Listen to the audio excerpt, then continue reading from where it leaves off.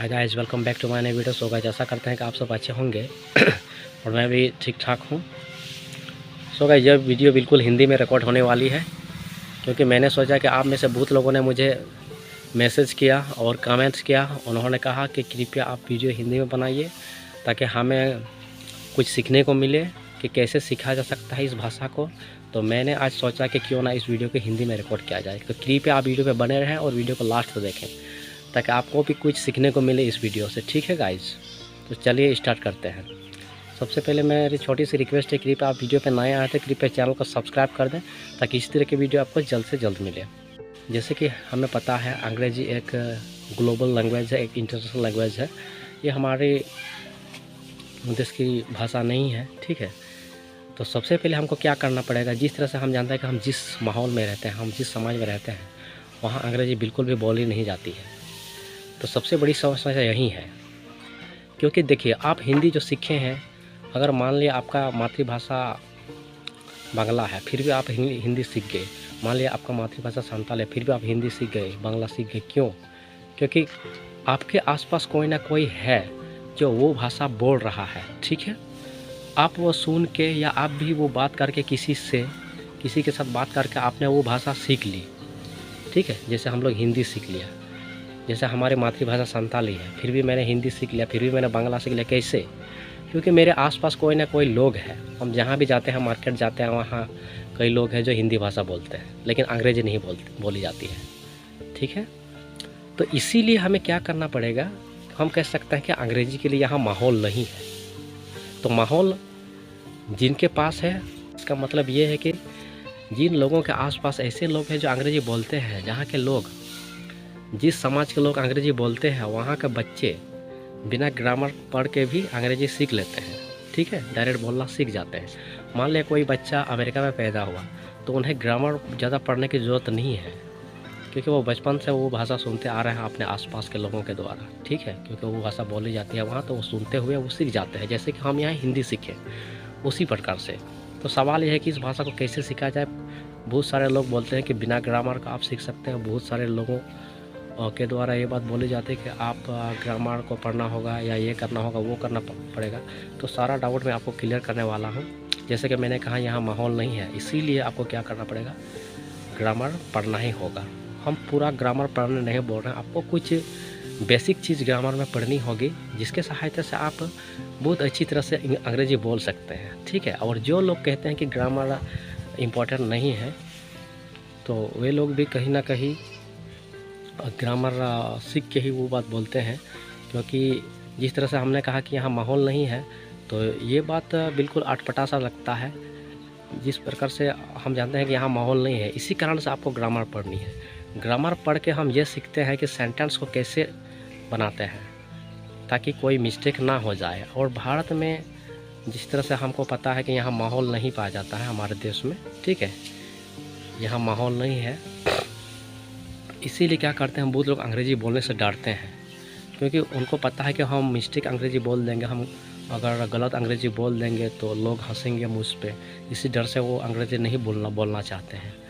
तो आपको क्या करना है, अगर आपको अंग्रेजी में अच्छी पकड़ बनानी है तो आपको व्याकरण यानी इंग्लिश ग्रामर थोड़ा बहुत पढ़ना ही होगा। जिस तरह से मैंने कहा कि आपको पूरी ग्रामर पढ़ने की ज़रूरत नहीं है, कुछ बेसिक चैप्टर्स हैं, उसी को पढ़ के आप फ्लुएंट स्पीकर बन सकते हैं, उसी को पढ़ के आप अंग्रेजी में बात करना सीख सकते हैं, ठीक है। और जैसे कि मैंने कहा, बहुत सारे वीडियो आपको मिलेंगे, वे दावा करेंगे कि आप 30 दिन में बिना ग्रामर पढ़े, बिना बुक पढ़े आप अंग्रेजी बोलने लगेंगे। तो ये सब बिल्कुल मेरे हिसाब से फ्रॉड है। जो भी ऐसे बात बोलते हैं वो भी कहीं ना कहीं अंग्रेजी ग्रामर पढ़ के ही वो सारी बात बोल रहे हैं, ठीक है। क्योंकि मैंने कहा कि ग्रामर क्यों पढ़ना है, ग्रामर पढ़ के आप अपना मिस्टेक को सुधार कर सकते हैं, ठीक है। आप अच्छी तरह से सेंटेंस बना सकते हैं, आप बिना मिस्टेक के अंग्रेजी बोल सकते हैं। तो ग्रामर इसीलिए बहुत ज़रूरी है। तो सवाल यह है कि मैंने जैसे कि कहा कि यह वीडियो बिल्कुल बिगिनर वालों के लिए होने वाली है। तो पहला डाउट आपको क्लियर हो गया कि आपको थोड़ा बहुत ग्रामर पढ़ना ही होगा, ठीक है, ताकि आप गलती ना करें, ताकि आप कोई भी चीज़ लिखने में या बोलने में आपका मिस्टेक ना हो। इसीलिए आपको ग्रामर बहुत ज़्यादा हेल्पफुल होने वाला है, इसीलिए आपको थोड़ा बहुत ग्रामर पढ़ना ही होगा, ठीक है। तो जो बिगिनर लोग हैं वो कैसे शुरू करें, आप बिल्कुल शुरू से शुरू कर सकते हैं। क्योंकि आप इस क्षेत्र में बिल्कुल नए हैं, आपको ये नहीं पता है कि वॉश कहाँ लगता है, वेयर कहाँ लगता है, ठीक है, सेल कहाँ लगता है, व्हील कहाँ लगता है। इस तरह से थोड़ा बहुत आपको ग्रामर पढ़ना होगा।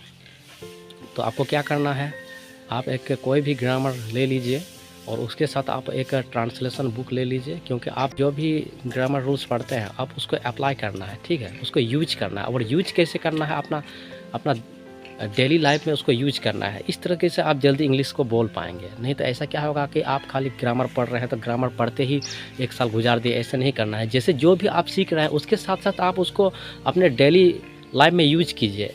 आप जब इसको डेली बेसिस पर उसको डेली लाइफ में यूज करेंगे तो आपको ज़्यादा दिन टाइम नहीं लगेगा अंग्रेजी सीखने में, ठीक है।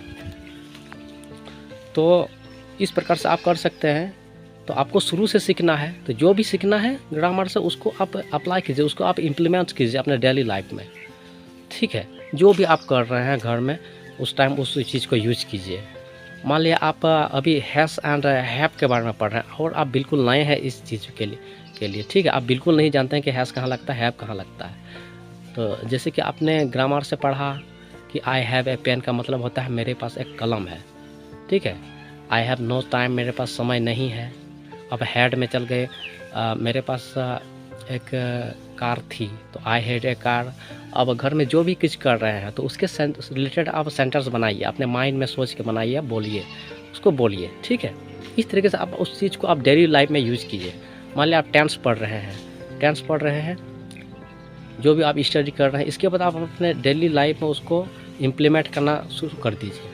तो इस तरीके से आप जब करने लगेंगे तो आपको ज़्यादा दिन नहीं लगेगा, आपको ज़्यादा टाइम नहीं लगेगा अंग्रेजी बोलने में, ठीक है। तो अंग्रेजी व्याकरण के लिए आप कोई भी इंग्लिश बुक को प्रीफर कर सकते हैं। इसके साथ में एक ट्रांसलेशन ले लीजिएगा। ट्रांसलेशन क्या करेगा, आपको बहुत सारे प्रैक्टिस करने के लिए सेंटेंस मिल जाएंगे, ठीक है। क्योंकि बिगिनर लोग के लिए ये काफ़ी प्रॉब्लम होती है कि सेंटेंस कैसे बनाएं, कहाँ क्या करें, कैसे सेंटेंस बनाएंगे।